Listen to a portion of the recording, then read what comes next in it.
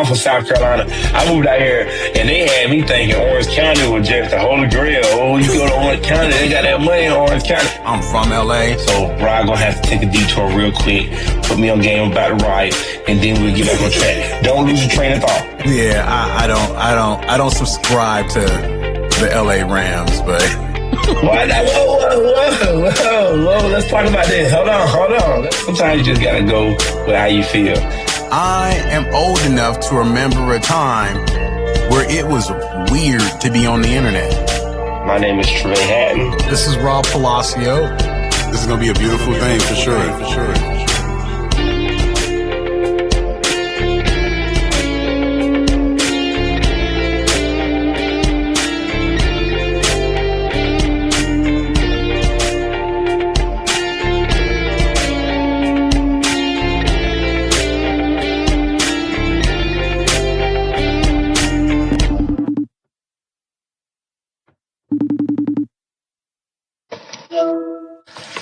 Top of the morning. What it do? How are we feeling? What's going on, Chef Mario? Everything's good, man. Everything's good. Y'all, I know this is going to sound crazy. I hate to, but I got to have a crazy take this morning, okay? I got my gym, man. We just started the podcast. You already trying to get crazy. I gotta go crazy because I need everybody that's listening to feel me right now. So listen, I got the gym in. The laundry in the house is done. The dishes are done. My grass is cut. My wife is happy. She got her breakfast. She got her bagel. She got out the door. I can only think that this is how Thanos felt after he erased half of humanity and he went and sat on the other planet. As he looked down into the stars. I mean, that's how I feel drinking my coffee right now. I'm just saying. I was like, Thanos, he just sat there. He just said, my work is complete. And, he was a little beat up. If you guys have seen the movie, like half his arm was missing. He's like, it almost killed me, and it almost killed me to get all that stuff done. But now that my work is complete, I can just enjoy it. I did what I had to do. Just because your wife might listen to this podcast, I got nothing to say. I'm going to leave that right there. I believe that right there. You by yourself on that one, boy. I'm sorry, man. That was on my mind. I was drinking my coffee. I was like, I got to. I love that. All right. But all seriousness though, I'm doing good, man. Baby girl's good. Zeke's good. Chef Mario, anything new? No, man. Just had a nice day off yesterday. Went for a motorcycle ride, just relaxing. Last week was a little crazy with events and catering, and just took it, taking it easy, man. I guess hard for me to hear you say you taking it easy, because I swear every time I see you, you're either working the line or helping prep something, or you're doing a private event. So you saying that you had a day off is kind of crazy. Yeah. I didn't know you were in a riding, chef. Yeah. Yep. I love motorcycles, man. I've had motorcycles since I was in the military. When I got my first motorcycle, and then just been riding ever since. It's been a few years since I've had one, just because I was moving around so much and traveling for work. Okay. But now that I'm kind of settled here, It's time to get a bite. What do you ride? Triumph Speed Twin. Oh, 1200. Yeah. Okay. Do you get to get out and take your joyride often, or? Yeah. Whenever I get a day off. Yeah. Well, see, sometimes he park it at the restaurant. Yep. Sometimes. And then don't be, there's some haters out there. Don't be trying to steal my chef bite. I hurt y'all. All right. Now I don't even know. I rode dirt bikes. Y'all know I'm from the country, but man, I do want to bite, but I just don't want to bite here, if that makes sense. It's just too much traffic. Mm-hmm. I'm not that confident. I'm not. I know a lot of cats are, and chef, more power to you, man. But man, even when I first moved here, that lane splitting, it threw me off because you can't do that in the Carolina. So it's wait, what do you mean? What do you mean? Explain that to me, because I'm from California. What you mean lane splitting? When the motorcycles ride in the middle lane, they can't ride between cars in South Carolina. Oh, really? No, you can't do that. So like that's a trip. So to me, you 'cause, gotta like, ride people- your bike like a car drives. You can't just Yeah. go in between. Yes. Oh, okay. I didn't If know you that. get caught lane splitting, that's a ticket in South Carolina. Okay. So yeah, That's yeah, bro. probably So it's better.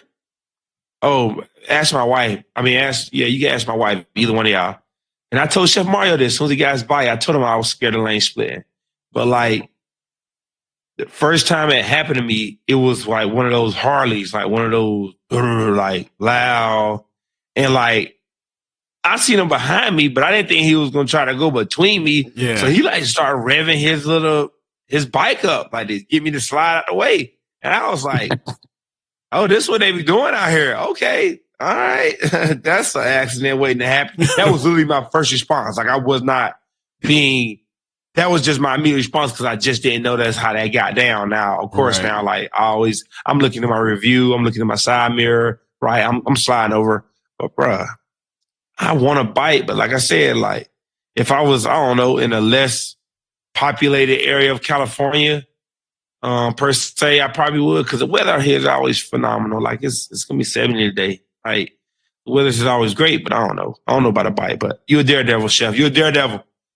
Daredevil. You're a daredevil, man. Yeah, definitely. When I was in Las Vegas, I mean, didn't do a whole lot of riding because it's Las Vegas is definitely crazy, man. It's not a place to have a motorcycle at all. Oh, man. So And probably didn't have time. You busy. You were busy whipping up. Yeah, that too.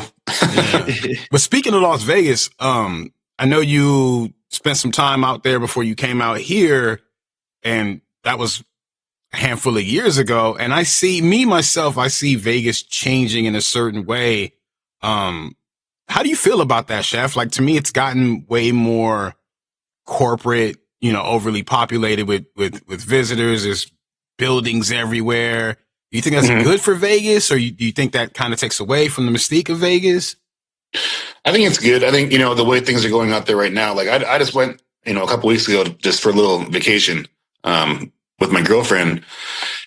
It's definitely changing. A lot of people are going away from the strip and into more local areas like the downtown arts district. A lot of the chefs that worked in these high-end casinos at these big restaurants and under big names, now they're moving away and opening up their own places, and those are becoming like some of the best food spots in Las Vegas versus just going to the Bellagio and eating at the steakhouse. You know what I mean? Okay. See, I didn't even think about it like that. And yeah, and to his point, man, and I know Chef knows social media, man. If you're on TikTok, there's so many businesses like that blowing up on people's TikTok and Instagram, Right. In Vegas, for that reason. So I think that's I think just the culinary food in general is what brings people to Vegas. So I think it's dope. Yeah. I do. You're not wrong. You're not wrong. The last time I went was Father's Day last year, and one of the places we went to wasn't even on the strip. It was a Korean barbecue place down the way, and they serve, A5, everything. So we went and did that and paid a pretty penny for it, but we enjoyed it. So we made sure we got that in. Yeah. It's like, a lot of people ask me when they go to Vegas, like, Mario, where should I go? And I'll give them a list of places, and none of them are on the strip. You know what I mean? Because wow. Yeah, well, you like almost a native. I mean, you lived there for a while, yeah. Okay, well, I know who I'm hitting up next time I go. Yeah, facts. Same. I never even thought about it that way. Chef, man, my first question, man, I gotta jump out and ask. Prior to the Coast Guard, I know you military background. Prior to you, we'll get to all that. I just want to know, man. I always been curious. When did you know you wanted to pick up the knife and become a chef? Like, when did you? What was it that made you say, you know what, this is my, I'm gonna chase this? Was it, post military? Was it pre? What was that? So I was, I've always cooked as a kid growing up. Just parents at work, got to make yourself something to eat. You know what I mean? Mm-hmm. So I've always done that. And then in the Coast Guard, when I was getting out, when you're a year away from getting out, you have to sit down, have a meeting, and fill out this form. They ask you, what are you going to do? You're going to get out? You're going to stay in? If you get out, what are your plans? I had no idea, man. So my this girl I was dating at the time, she was living with her cousin's husband, who was a chef at a fine dining restaurant out there in Virginia. Mm-hmm. And, we would make dinner and stuff at home and just hang out. And he was like, Mario, you're not that bad of a cook, man. He's like, why don't you come to the restaurant and check it out? So he brought me in there, and I walked around, saw it, and I was like, I could do this. And I went back to my chief in the Coast Guard and said, hey, this is what I'm going to do. I'm going to get out. I'm going to go to culinary school. Ooh. And where did you go to culinary school at, Chef? In Las Vegas, the Cordon Bleu. Hey. So you was in Vegas the entire time? I was in Vegas for about 13 years, yeah. Oh, But wow. where did you grow? Where are you originally from? Virginia? Well, I was born in Sacramento, same as Dylan. We were both born in Sacramento. Oh, wow. Oh, And then grew up in Washington, actually, Federal Way. My dad was working out there, and then we ended up moving. For my high school years, I spent in Rosemont, California, a small town next to an Air Force base. Because that's where my dad was working. It's about 2 hours from here, actually. North? I think so, yeah. Yeah. And then from there, joined the Coast Guard and was in Florida for a few years, and then Virginia for a couple years, and then straight to Vegas. You just a couple years everywhere, ain't you? Yeah. Couple years here, couple years there. So after talking to Chef Dylan, and I know I was watching one of your other interviews, Chef, I know that you go to culinary school and you learn the basics. Mm-hmm. Is there anything, that they tell you, don't do this, and you're like, no, I'm going to definitely do that and make it my own thing? Ooh, I like that. Like, is there any typical things that like most people don't He do went that, against and you're the grain I'm on. going to go against the grain on that one. Yeah. Yeah, I mean, because when you in culinary school, especially a French culinary school like Le Cordon Bleu or a CIA, they're very strict on like following the rules. You know what I mean? Like this is how you do this. This is the way, and this is the only way. But then when you get out and you start working in restaurants and you see different ways to do it, and it kind of sticks in your brain like, well, they told me how to do this. Why are we doing it this way? But then you learn that, well, maybe sometimes a little bit different is better, or it's you know what I mean? Mm-hmm. Being a little bit different is what keep people happy, Right. keeping it new and don't get me wrong. And you're the chef. Trust me, I'm just talking, but the traditional way sometimes is a little boring. Sometimes. Right. If every single restaurant did every single thing traditionally, then there'd be no variety. Right. I mean, I would imagine, because you guys do a lot of like events where you're partnering with other chefs from different places. Like, I'm sure you see another chef do something a certain way and you're like, wait, what? What is that? Exactly. You're always going to see different things, especially once you get out in the field, and you just gotta keep learning and absorbing. I've always said that, the day you think you know everything is the day you're going to stop advancing in your career. Ooh, that's good. That's good. Mm-hmm. Yes, I guess I gotta ask, and you don't gotta tell me if you don't want to, Chef Mario. But what is the craziest dish? Whether you were working in Las Vegas, whether you were at the restaurant right now, when you were working, I ain't gonna give that away yet. I'm gonna let you talk about that. But when you were traveling abroad, what was the craziest dish you made? So I did. I can tell you. It's when I was working at Olives in the Bellagio, Mm-hmm. and I was a line cook there, and my executive chef really wanted to get me in with Todd English. Like they saw something in me and really wanted me to advance. So Todd came in and he wanted me to make something for Todd English, like something. He's like, yeah, make something crazy, And at that time, El Bulli was booming with Ferran Adria, and Alinea was going crazy. I had the Alinea book, and I was all about molecular gastronomy and changing textures and this and that. So I made a foie gras milkshake in a. What did you do with a who?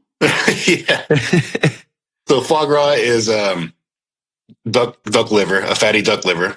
Mm-hmm. Okay. I think it's illegal in California, but You can get it in Vegas. yeah. So I love Vegas. I made a foam out of it and put it, into a canister and put it into a shot glass with a straw in it.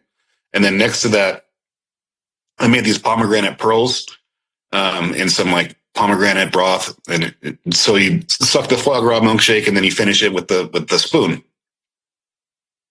As I was walking it out to Todd, I was so nervous because I'm a young line cook, and oh my god, this is Todd English, and he's about to eat, try this.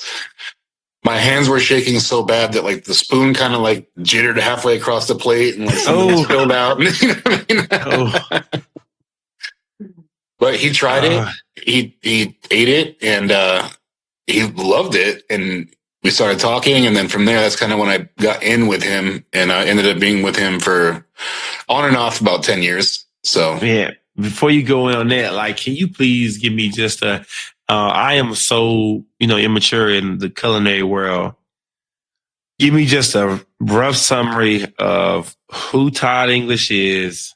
And I mean, where is Todd English at right now? Right now I think he's doing some restaurants in Miami and Indonesia. Oh, wow. But he's a Michelin star chef? No, but he is the most James Beard winning award chef. Oh, wow. In the country. Oh, shit. That when I first started with him, he had 20 restaurants across the country. And, that's mainly who I did my traveling for when I was his traveling and corporate chef. Oh, you were opening restaurants for him, chef? Yes. Oh, wow. God, somebody. So what is it, Chef? I notice, anytime I've come to Savage and we've had conversations about even my wedding, and you and Chef Dylan are going back and forth on things to do and how to create a dish.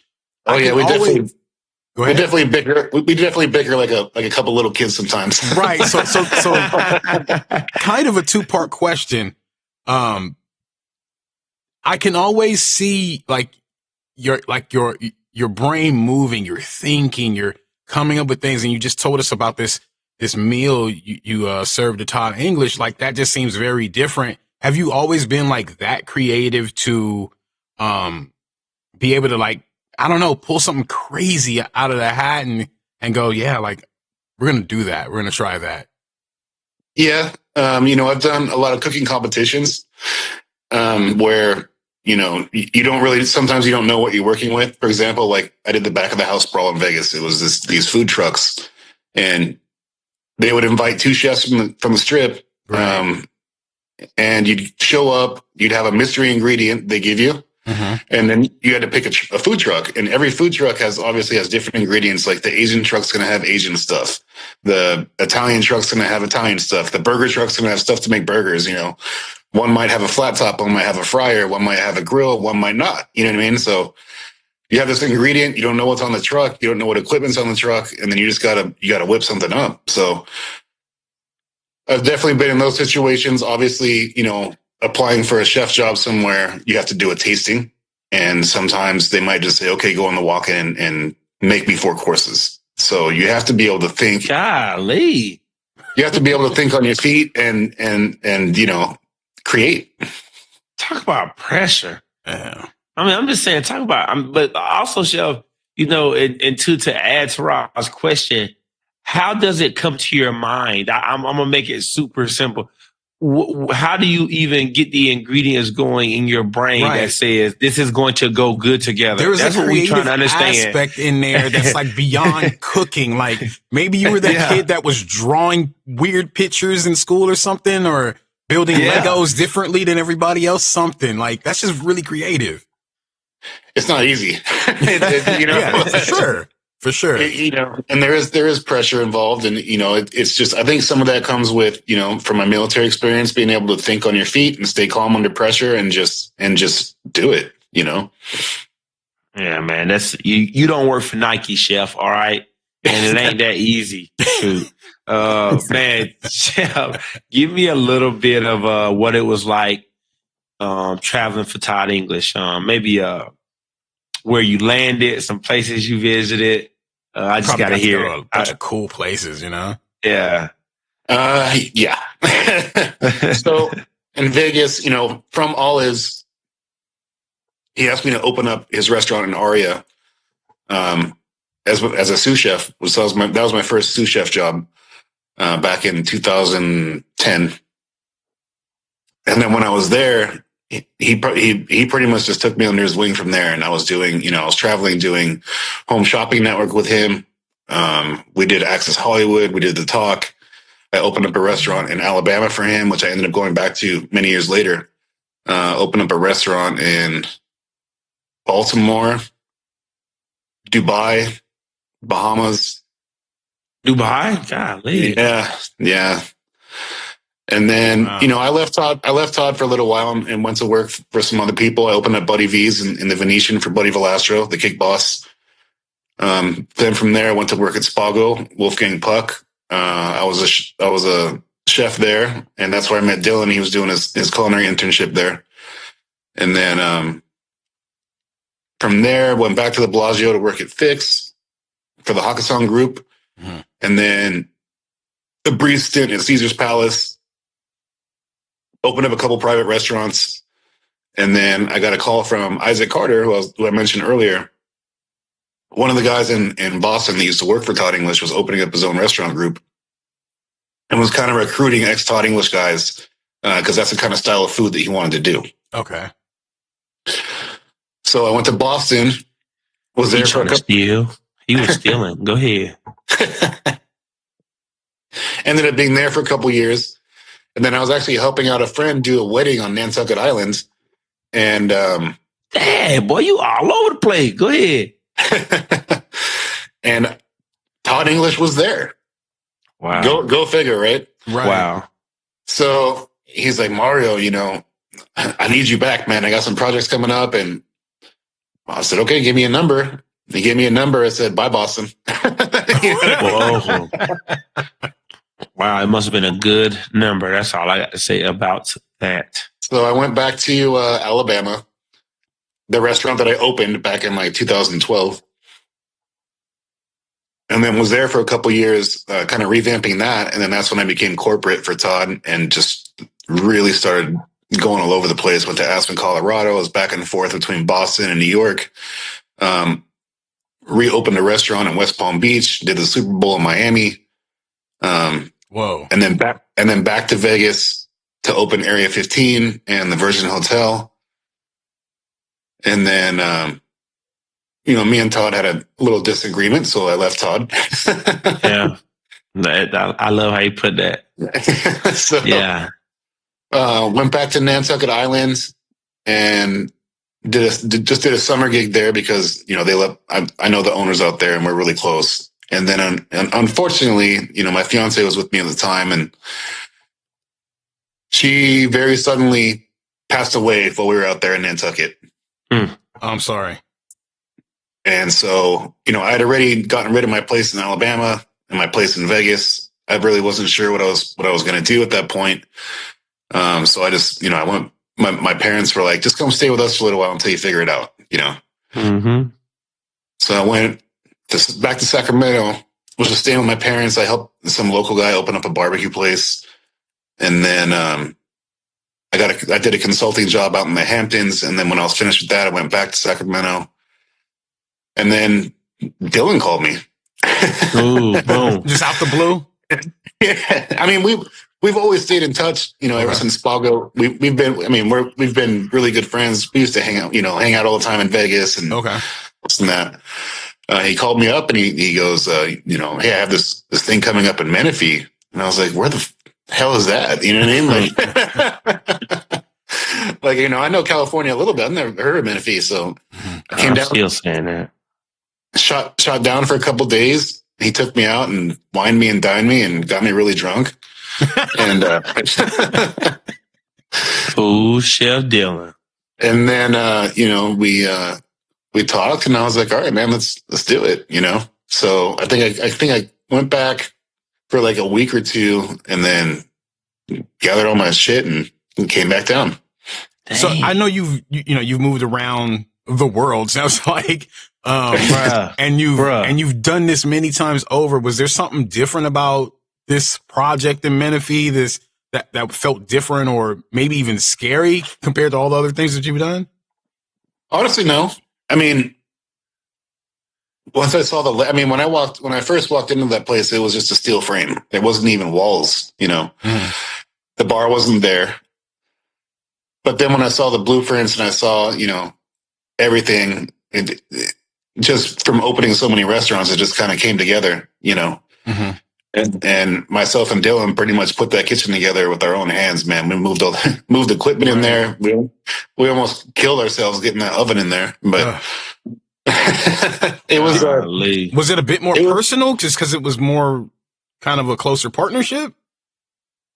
Yeah, I mean, you don't have people doing it for you. You know what I mean? You don't have, you're not just walking in and looking at everything and saying, okay, yeah, great, this, that. You're actually doing it. So it was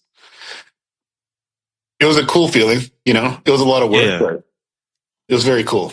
You had hands on it, man. I want to go back. I'm just curious. This is all for my curiousness.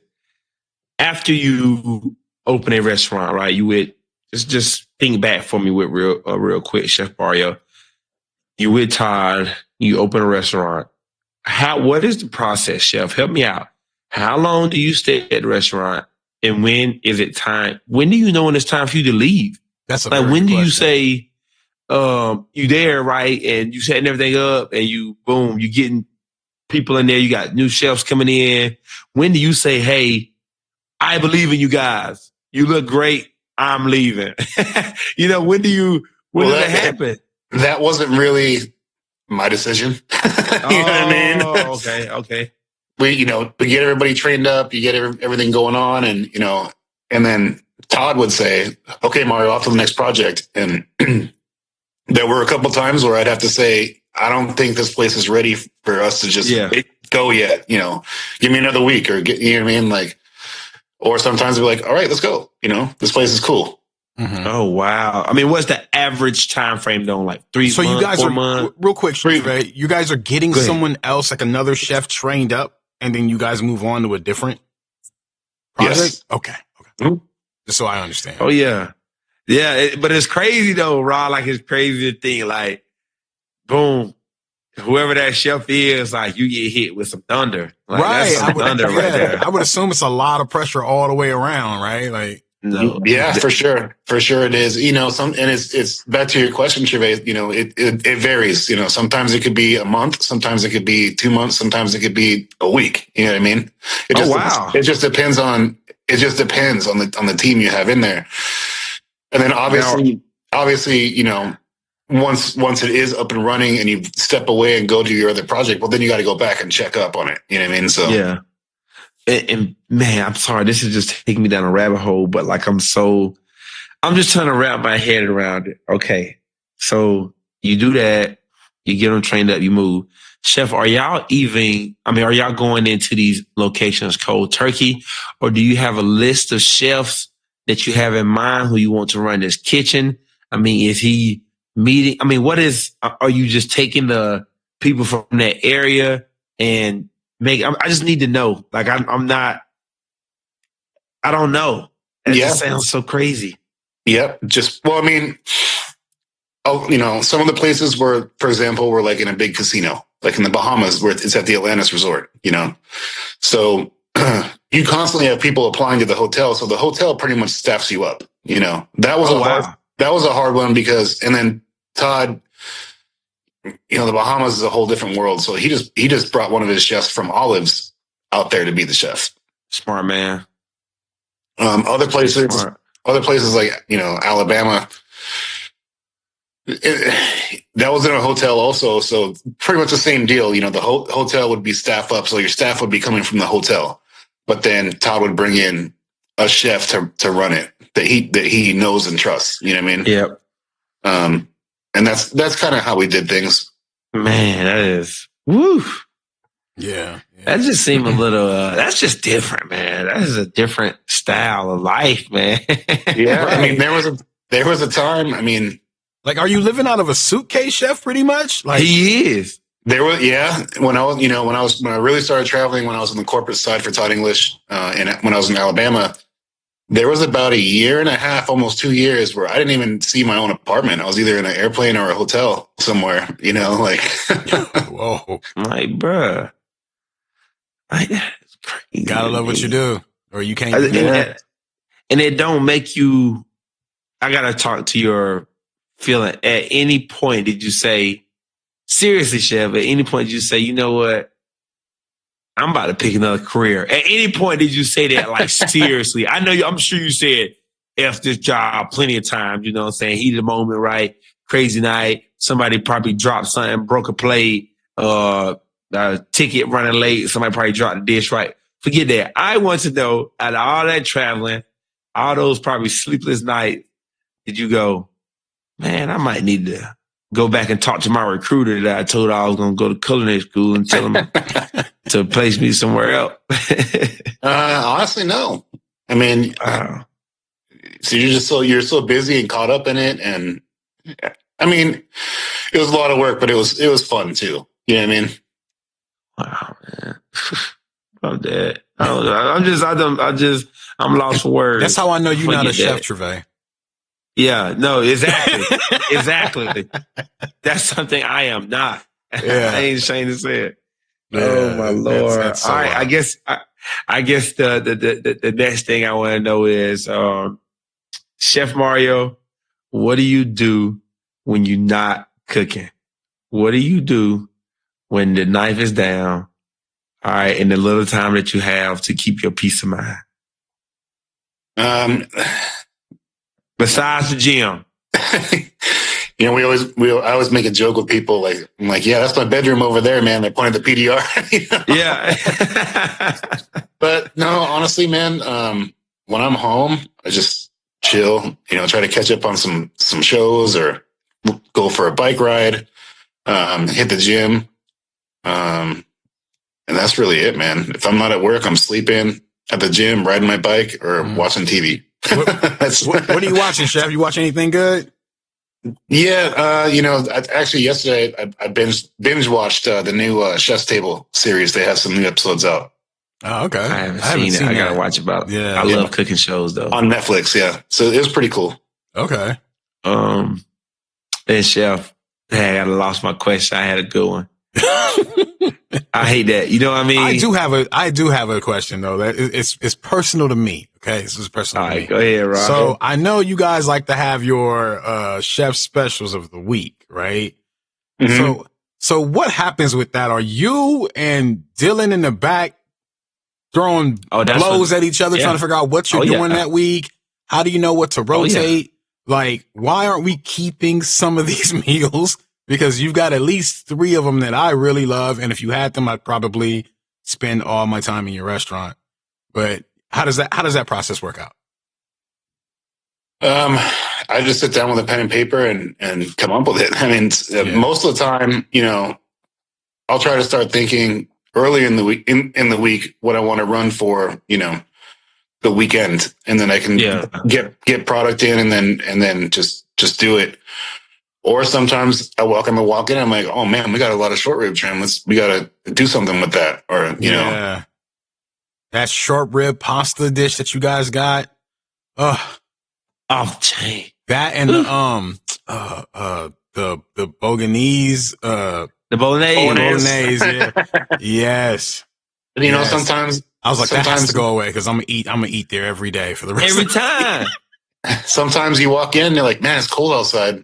A soup would be great, you know. So make a soup, and you know, it depends, you know. Yeah, that's the beauty. See, y'all need to bring that back, Chef. It's been a while, and you know, I know you, Rod, don't mind me telling this story, man, but on occurrence, man, me and Rod were hanging out. You know, we just gonna preface it that we were hanging out, right? Okay, having a good time. Okay, where are we going with this?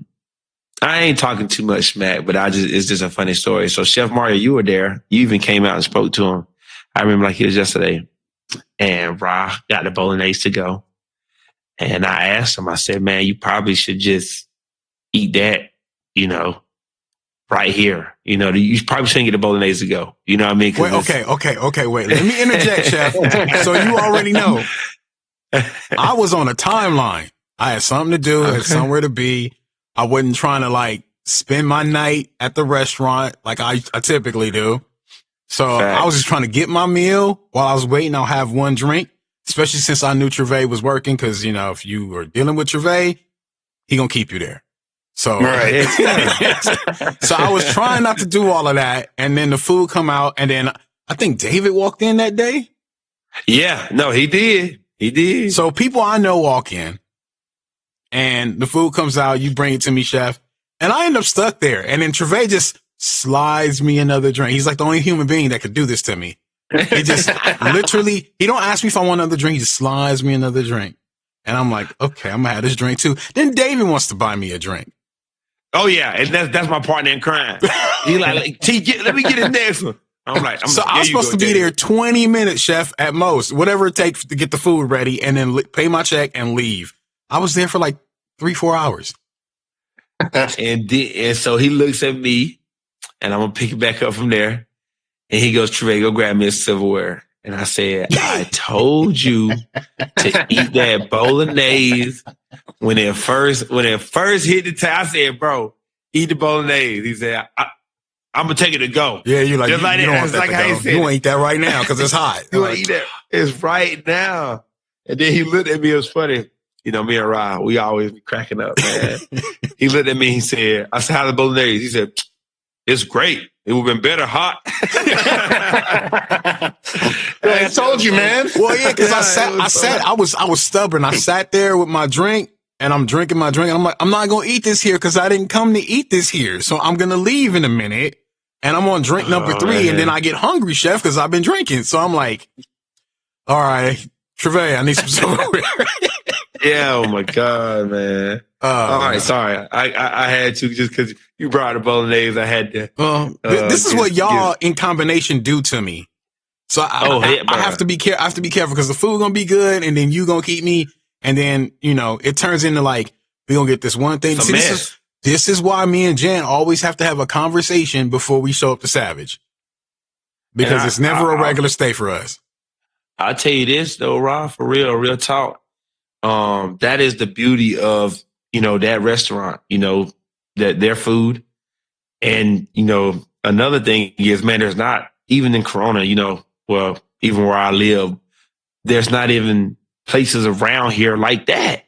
You know what I mean? Like y'all lucky, man. Cause shoot, I'd be in Chef Mario ear every day. I would literally be a regular, like for real. Like, yeah, I like how they always post on social media because we always look like that's actually determined a few times for us, chef. Just so you know, we're like, oh, where are we going this weekend?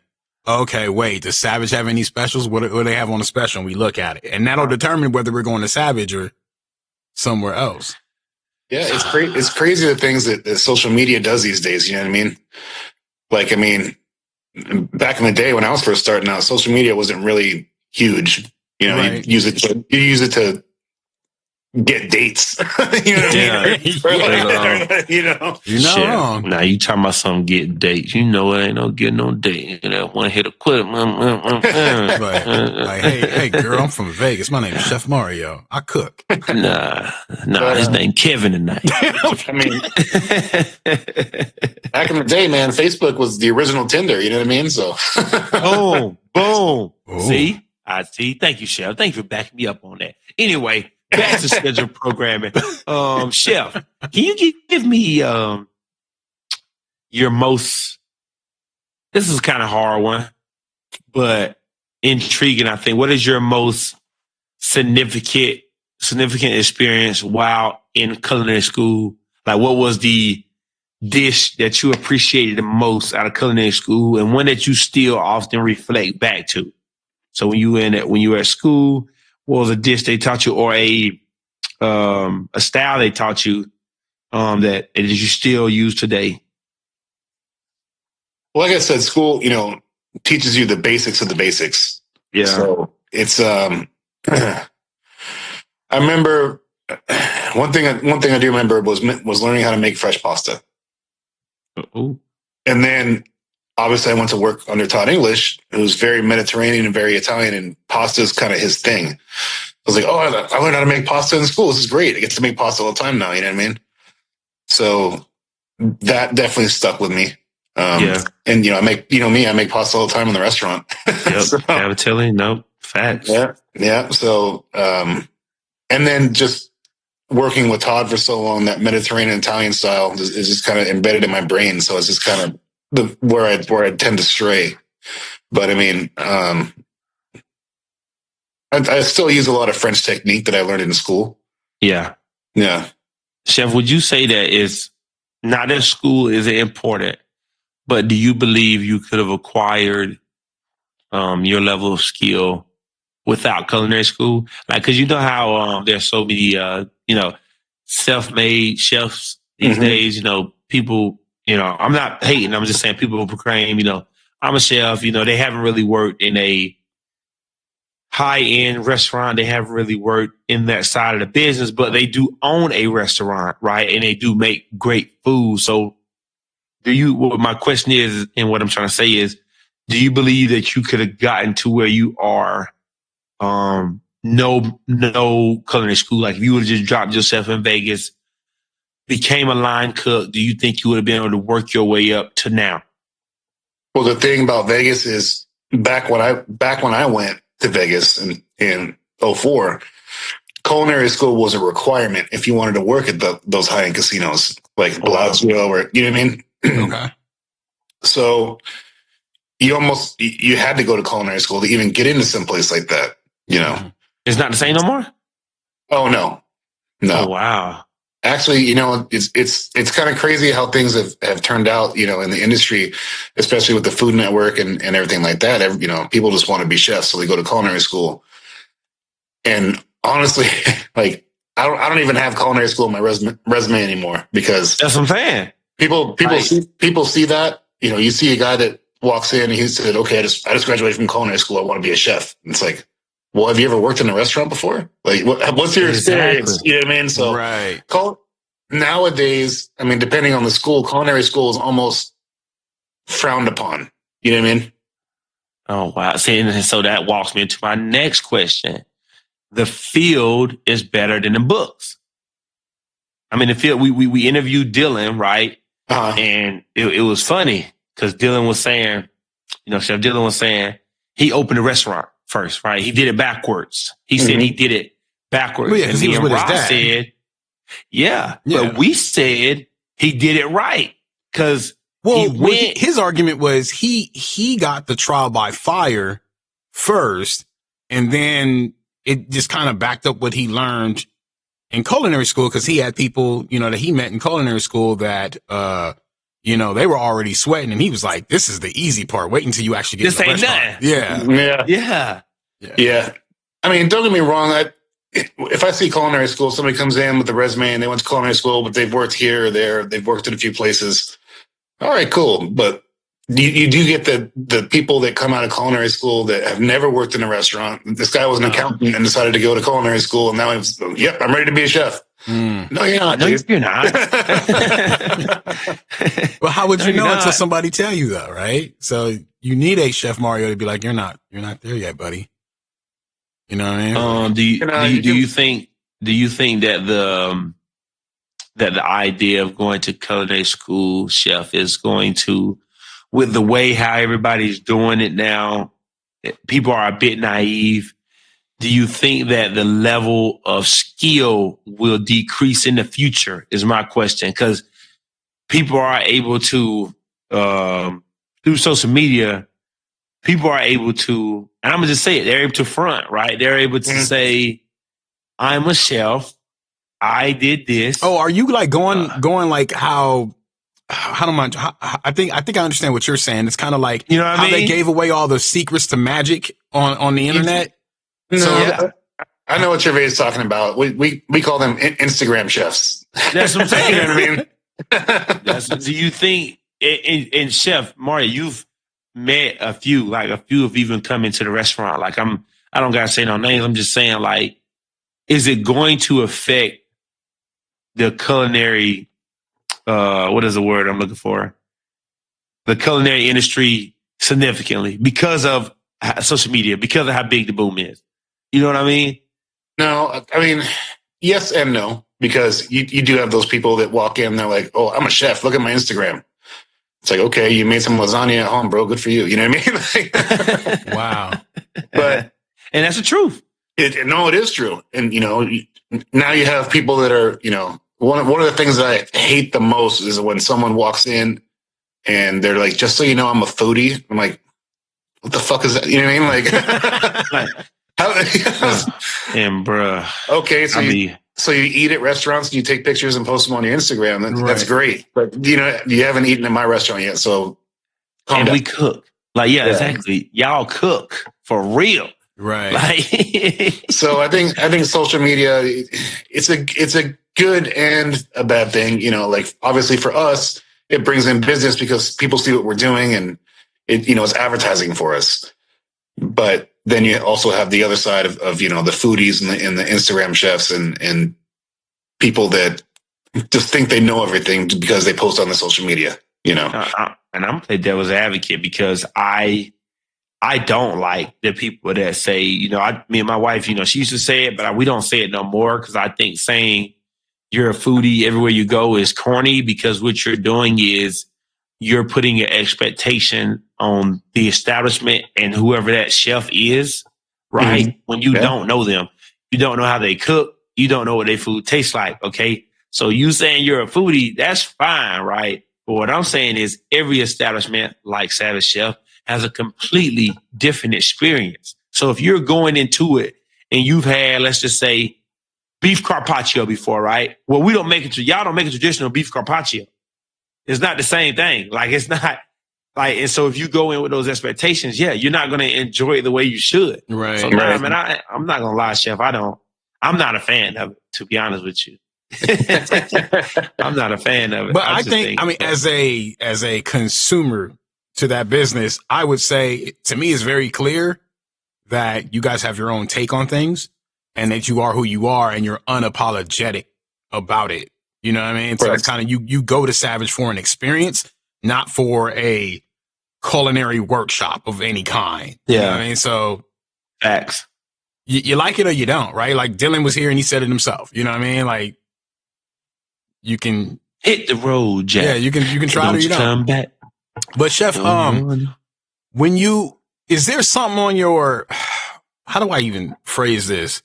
Not bucket list, but maybe like some meal that you go, one day I want to do this, or some sort of, I don't know, like an entree or something that you go, I haven't made that yet. I'd like to present that in some kind of way. Is there anything like that for you? Got it. He's made it all. Not really. Not really. I'm constantly trying to create and come up with new ideas and this and that. There's nothing really that sticks in my brain as far as like what I would like to make or this or that. There are a lot of places I would like to go to eat, I'd like to do a little bit more traveling abroad. I haven't really done that yet, except for just for work, like I'd love to go to Italy and just eat my way through Italy, or, take me with you. Because that sounds fun. That sounds fun. Stuff like that. You know what I mean? Okay. Yeah. And do you ever get ideas from like visiting other restaurants? Like, we should do that, or some version of that. Yeah, that's part of, research and development. Like when I went to Alabama for example, Todd English's director of operations at the time came and we did a road trip. We went to Atlanta, Georgia. We went to Mississippi. We went to New Orleans, and we just ate at tons of different restaurants to get ideas for a new Southern style menu at the restaurant in Alabama. Okay. Oh, that's fire. So, and it's just research and development. You go check out different places in the area, see what they're doing, see what you can do differently to make yourself stand out, and just research. Appealing. So how does that work in your industry? Like, does someone ever recognize you and go, oh wait, like he's here in my restaurant, why are you here? Or do they just, it's not that big of a deal? In Vegas and Boston, yes. not so much out here or other places I've been at, but definitely in Boston and in Vegas. I did get that. Oh, okay. Okay. Yeah, I always wonder about that. I remember I even asked that question when I went down to the wineries, and that was like one of my first experiences at the wineries. I'm like, wait, why are the grapes just out. And it's never a bad thing. It's more of a community type thing. Like, oh, hey chef, what's up? Right. Tell me about I know you were just telling us about the competitions that you've done, and you had a pretty big one in Anaheim recently, right? No, that wasn't a competition. That was just an event. Oh, that was okay. The Ducks and Tucks for the Anaheim Ducks. That was a really fun event, actually. Yeah. Okay. I mean, it looks like you guys always have like a ton of fun anytime you guys do those events. Yeah, we definitely do it right. For all intents and purposes, can you just give us a rundown of the menu for the Ducks and Tucks, just so the viewers can get a taste of what they missed? Oh man, I don't even know if I can remember off the top of my head. We've done a few since then, and then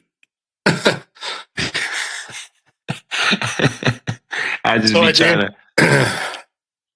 I know that the octopus that I did the Chef Open 2 years ago. So some crispy polenta cakes, the octopus, salsa verde, and a garlic aioli, and chorizo. And then I did a lamb chop dish with some lamb, tomato confit, truffles. I can't even remember what's up. I've done so many since then. You've done enough. Yeah. You've done enough. So how about like your own personal palate compared to, I mean, there's so much on the menu, right? Like, are those all things that you personally would eat, or is there things on there you're like, I'll cook that and I know it tastes good, but like, that's not my cup of tea. I'm not going to eat that. No, I would never put anything on a menu that I wouldn't eat myself. Okay. And you think that's pretty typical across the board for chefs? Oh yeah. Okay. Yeah. Cause I don't eat octopus, chef. Not gonna do it. It's not gonna happen. Man, have you ever tried it though? I'm not doing it. I mean, I know you're not doing it, but have you tried it though? No. You gotta try it. In fact, I got, what's the word? Manipulated, taken advantage of, whatever word you want to use. I was over at the paella event at the winery, and it was amazing. Didn't know what it was, read it, and then the guy was like, oh no, Walter ended up telling me. He said, hey, it's calamari in there. And I'm like, uh-oh. And I'm like, wait, I already ate that. So I go over to the chef and I go, chef, is there calamari in here? He was like, yeah. He's like, it tastes like chicken, don't it? And I was like, yeah. And he was like, it's this piece right here. And he showed it to me. And I was like, oh. I have no idea. I have a hilarious story for you guys. Okay. something along the same lines. Not with me, but with my girlfriend. So she doesn't eat seafood, right? At all. Okay. And I took her to Boston a couple years ago, and we're at my friend's restaurant, Pastoral, and Chef Todd Weiner, and we get a Caesar salad, right? And it has the traditional Italian Caesar salad has the anchovy fillets on top, the white anchovies, and she thought it was cheese. She thought it was like a shaving of plum. I don't know what she thought it was, but she literally grabs an anchovy and shoves it in her mouth. And Shut up. I'm thinking in my head, like, oh no, like, oh no, I don't know that she knows. And I was like, that's an anchovy, and her face just turned like, oh my god. I was laughing, she was not laughing. The question is, did she like it? Yeah. No, I thought she was gonna barf right there on the spot. Oh my god! But she didn't want to be rude and spit it out, so she just chewed it up and swallowed it. Right. And chased it down with a cocktail. That's the only thing you do. That's all you can do. Give me another beer. Yeah, for real. It was pretty funny. Yeah. Woo. I mean, I try to look at those menus thoroughly, man. Same. Anchovies not my get down though. Oh, so you eat octopus, but you don't eat anchovies? Yeah, that's just nasty. See what? No, I'm just saying you judging me for me not eating octopus, and I eat ranch and I don't eat mayo. I mean, that's whatever though. Is it? It's the same thing. But I just, I don't anchovies, think they so. just don't look. But if it's in a Caesar salad, though, like how Chef Mario said, like I would never eat anchovies solo. I haven't done it, but if you put anchovies in a Caesar, I'm going to eat it. I'm gonna be careful. There's anchovies in Caesar dressing. In Caesar dressing. I'm going to eat it. Yeah. So I think I would actually do that.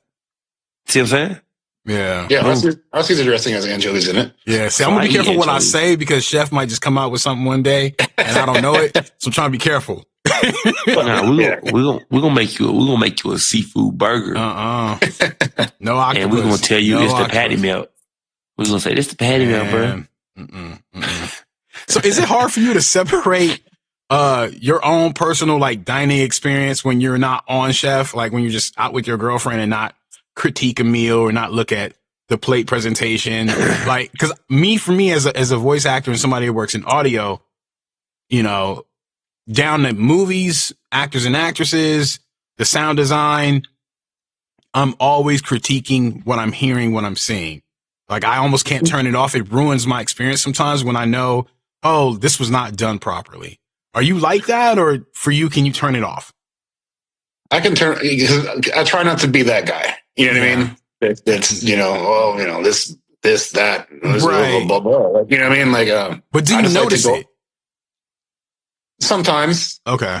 But I'm not gonna. It's for me when I go out to eat. Either I like it or I don't. You know what I mean? I'm not gonna sit there. I'm not gonna sit there and pick it apart and Right. But I try to go to places that I know I like. You know what I mean? Right. So, for example, my girlfriend loves Olive Garden. I'm not going there. You know what I mean? Oh, when was the last time I went to Olive Garden? That might have been 2 years ago. It was. It was not the same. It was not the same. I love Miss Olive Garden. I used to really like Olive Garden. So whenever her mom's in town, they go to Olive Garden. But I'm like, I'll go somewhere else. I'll pass. Slow rough. Especially me being a pasta guy, you know what I mean? Yeah. So, yeah. Okay. Yeah. I get that. I ain't gonna lie. Red Lobster upset me too. Red Lobster upset me. Right, I used to love Red all Lobster. those old chains from back in the day. It's just not the same. I know you can't comment on this, Chef. I ain't trying to get you in trouble, but it just, for me, I'm just a consumer. It was not the same. And I was like, I might as well spend my money somewhere else, but that's just me. Chef about to rip them apart. Chef about to rip them apart. Chef but I still eat those places. Kosher. I still eat those places, but I do know the difference. I'll say that after having Chef's food, Dylan's food, being introduced to you guys, my palate, is definitely developed. And so, I'm never, same thing. I'm never at a restaurant saying, oh, I've had this somewhere better. I'm always grateful for whatever meal I get in front of me. But I am grateful that I know the difference between a house-made fresh noodle of pasta and a, mass-produced, whatever, this right here, boxed up, whatever it comes with, or, a bland sauce with no seasoning, and this sauce that, a chef stood over the stove, kept whisking, put his heart into, and put on a plate. You know what I mean? So it's a difference. It's a huge difference, man. Yeah. I know that's why you love it, Chef. I know that's why you really get into it. It's the perfection of those dishes and seeing them go out into the restaurant and people loving it. Man, it hit different. I already know it hit different. Yeah. What would you say to anyone trying to get in to your world, Chef Mario? Like, do you think that's, something still worth chasing? Would you advise to do something different at this point with culture and, social media being a certain way? No, it's just, there are people that get into it just for the fact that they can say that they're a chef, but they don't put their heart into it. You know what I mean? But there are people that really do want to learn and that really, really do want to advance. And you can see it when people come in. You know what I mean? You can tell. But for the people that, generally want to get into the industry and advance, and, when you're first starting out, you just got to be a sponge, That's why in Vegas, I kind of bounced around a couple different restaurants because learning different techniques and each chef is different, you know, and you want to kind of build your arsenal. You know what I mean? So you just got to be a sponge, man. Take everything in. You're going to mess up. You're going to get yelled at. You're going to make mistakes. Don't get discouraged by that. Learn from it, and then don't make that mistake again, you know? Yeah. And then just be a sponge, like I said, always keep learning, because that day you think you just know everything is the day that you're not going to advance anymore. Gotcha. Do you think, in terms of, you know, being a chef, that people don't understand the amount of time that's put in, you know, or the time commitment, I should say, that you have? Like, for the people listening that ever would want to do that, what's a typical day for someone like yourself? Like, how long does your day run? Usually, I mean, honestly, here it's not that bad. It's 10 to 12 hours. Sometimes a little bit longer. But in Vegas, that might be too much for some people. Some people think they're going to do 8 hours and leave. Yeah. Which is crazy. I know in Vegas, most of the restaurants I worked at, 12 hours was the minimum. You know what I mean? And then sometimes, depending on what's going on, you're there 14 to 16 hours. So 14 to hold on. Whoa. That's the whole day. That's enough time to go home and sleep. Yeah. What you talking about? Hold on. I don't. Hold on. You in the restaurant for 16 hours? Yeah. Ain't no way, dog. Yeah. Ain't no way.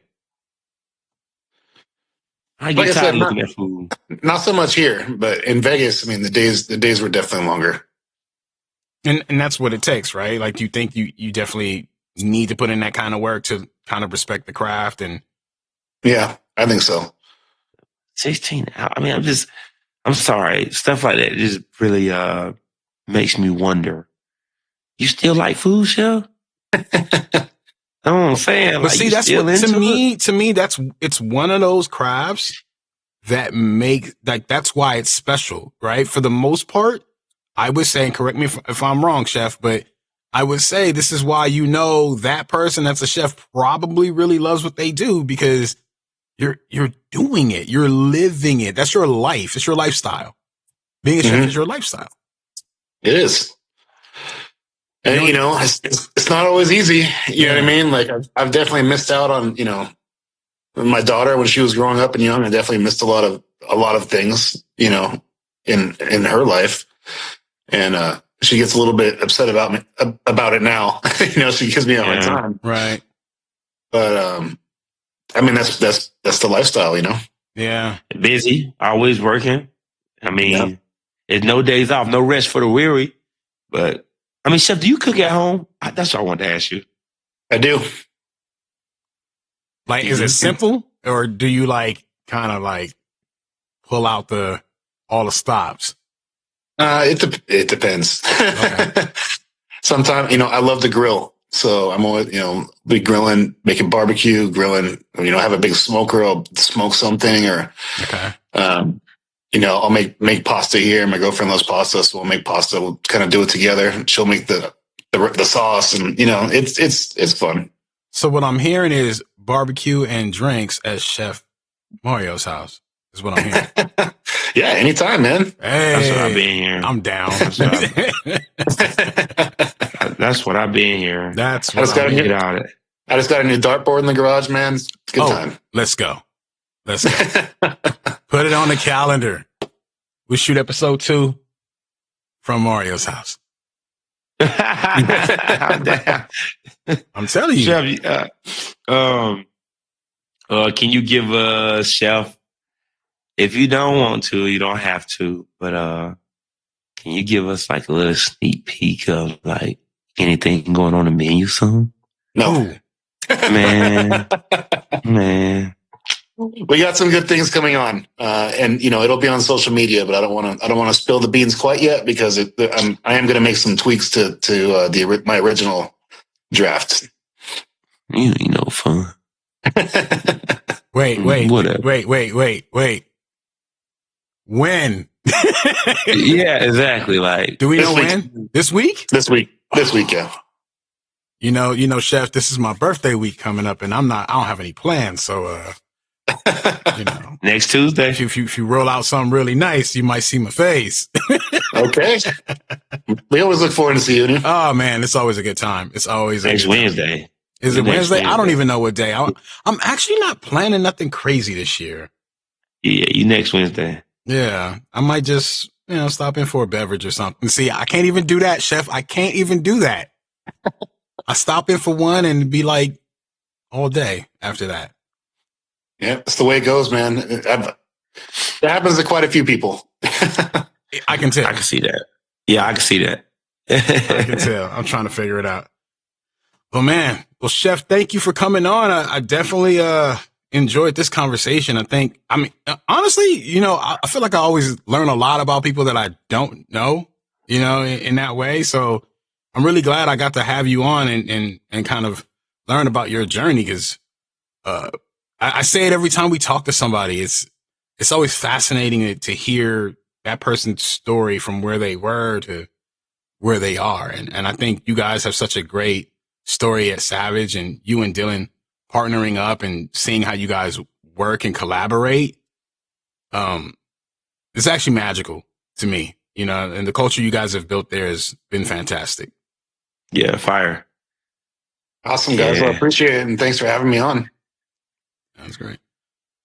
And he ain't giving us no secrets, so I know we holding out to see if he say something real quick. Yeah. I'm like, any more food you want to talk about? Whatever. Thank you for listening to another episode of Raising the Bar with Ra and Treve. If you like what you heard, do us a favor and share the podcast with a friend. Don't forget to like and subscribe to podcasts also. New episodes every Wednesday. You can leave us a comment on the episodes where you stream them on Instagram at rtb.podcast, or send us a direct email at rtb.podcast25@gmail.com. That's rtb.podcast, 25 @gmail.com. See you next week.